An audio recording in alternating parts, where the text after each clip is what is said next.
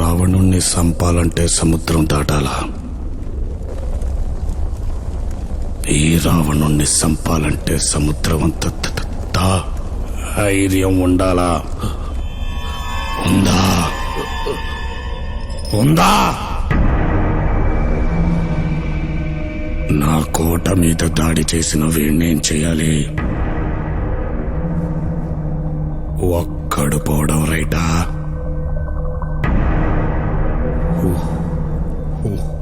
ఊరు మొత్తం పోవడం రైటా?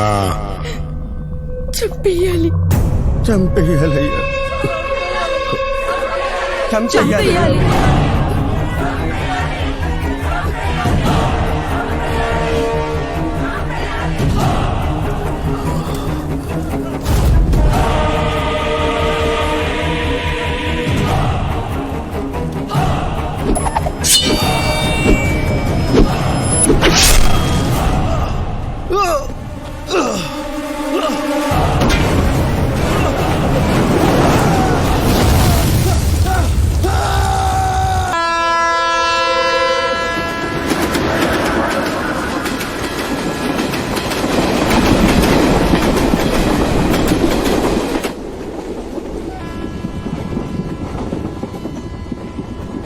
ఇప్పుడు సమస్య డబ్బు గురించి కాదు లాయరు, పాస్పోర్ట్ గురించి.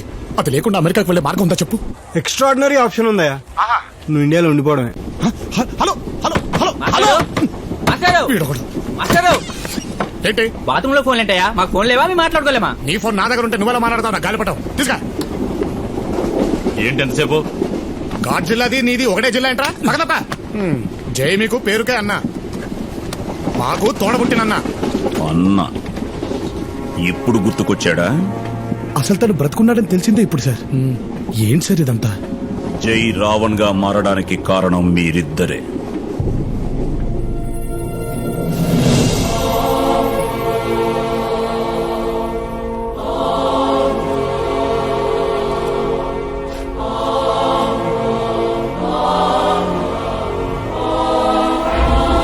మీరనుకున్నట్టు ఆ రోజు జరిగింది అగ్ని ప్రమాదం కాదు. జై గుండెల్లో రాజుకున్న అవమానం. అది అగ్ని రూపంలో బయటకొచ్చి అతనిలోని మంచితనాన్ని కాల్చి బూడిద చేసింది. ఒక కళాకారుడిగా కాదు, ఒక అన్నగా కాదు, కనీసం ఒక మనిషిగా కూడా మీరు జైని గుర్తించలేదు. తన గుర్తింపును వెతుక్కుంటూ బయలుదేరిన జైని విధి భైరంపూర్కి తీసుకొచ్చింది.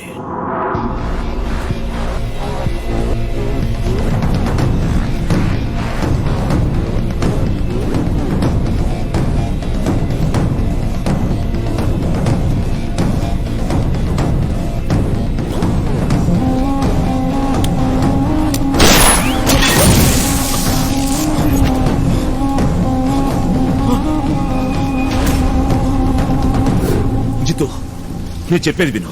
ముజే చూడదు. ఏంట్రా వదిలేది? మిశ్రాబాయిని కాదని సొంతంగా దందాలు మొదలు పెడతారా? ఈ భైరంపూర్ లో మిశ్రాబాయికి తప్ప గుర్తింపు ఇంకెవరికి రాకూడదని తెలీదా?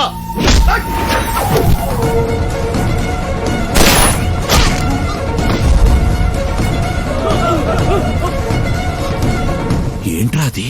గుర్తింపు ఎవడికి రాకూడదంటాడేంటి? అది ఎవడబ్బా సొత్తు కాదు. ఎవడి గుండెల్లో దమ్ముంటే వాడితే. ఆ రోజు మేం చూసింది 10 ఏళ్ల పిల్లాన్ని కాదు, 10 తలల రావణాసురుణ్ణి అని భైరంపూరికి తెలియడానికి ఎంతో కాలం పట్టలేదు. సీ మాఫియా, కోల్ మైనింగ్, సెటిల్మెంట్స్, ఇలా ఒకటి కాదు, అన్ని ఇల్లీగల్ యాక్టివిటీస్ లో రావణ్ గుర్తింపును తెచ్చుకుంటూ ఎదిగే క్రమంలో ఎంతో మంది శత్రువులు ఎదురయ్యారు. వాళ్లలో ముఖ్యంగా మిశ్రా, వాడి తమ్ముడు తివారి. రావణ్ణి నేరుగా ఎదిరించలేక ఆ ఏరియాని శాసిస్తున్న లోకల్ ఎంపీ సర్కార్ సహాయం తీసుకున్నారు. దాంతో ఒకరోజు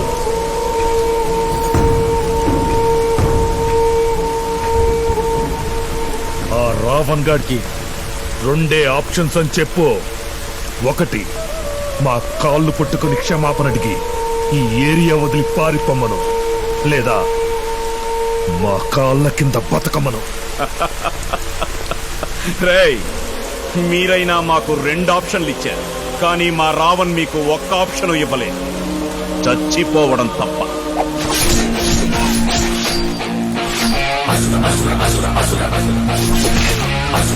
విషయం గురించి నాతో మాట్లాడుకో.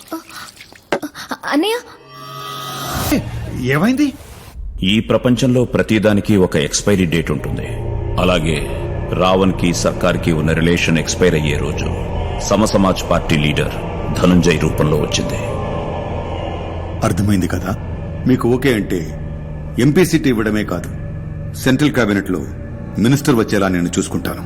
మా రావణ్ కి సర్కార్ కి ఉన్న అండర్స్టాండింగ్ తెలిసి కూడా ఏ ధైర్యంతో ఇదంతా అడుగుతున్నారు? ఎంతైనా పదవిలో మనవాళ్లు ఉండడం వేరు, మనమే ఉండడం వేరు. గుర్తింపెప్పుడు గెలిచిన వాడికి ఉంటుంది, గెలిపించిన వాడికి కాదు.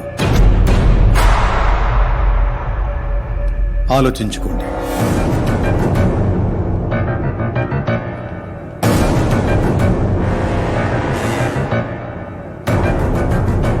हे रावण, कैसा है? Cool cool.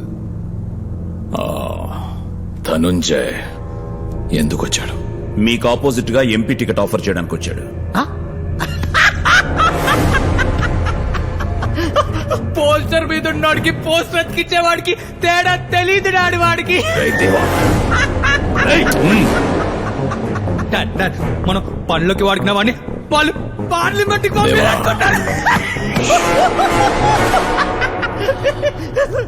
ఎవడు పడితే వాడు రాజకీయ నాయకుడు అవ్వలేడు రావణ్. ఎందుకు డాడ్ అంత సీరియస్ గా తీసుకుంటున్నావు? జస్ట్ ఇమాజిన్ రావణ్ణి, పాలిటిక్స్ మాటని పాజ్ లేకుండా చెప్పాడు. దేవా దేవా, చెప్పేది నీకే. కూర్చో. దేవా, ఫిర్సే బోల్.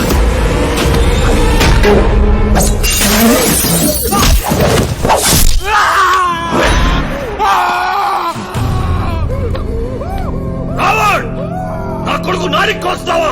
కాబట్టే 4తో సరిపెట్టా, లేకపోతే ఈ కత్తికి పడుండేది. తీసుకోబా. నేను సిట్టింగ్ ఎంపీని అన్న విషయం మర్చిపోతున్నావు. నేను కాబోయే ఎంపీ అని గుర్తుపెట్టుకో. రాజకీయంగా ఎదగాలని రావణ్ డిసైడ్ అయ్యి ఢిల్లీ వెళ్ళాడు.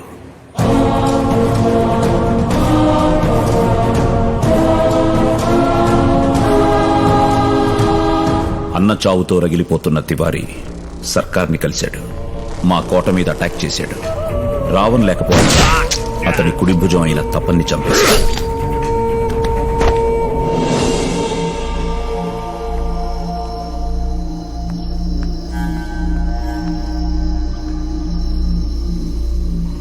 ఊరంతా వెతికాం మహారాజ్, ఆ తివారీ గడు ఎక్కడ దొరకలేదు. కాకా దీనికి కారణమైన ఏ ఒక్కడు బతకూడదు.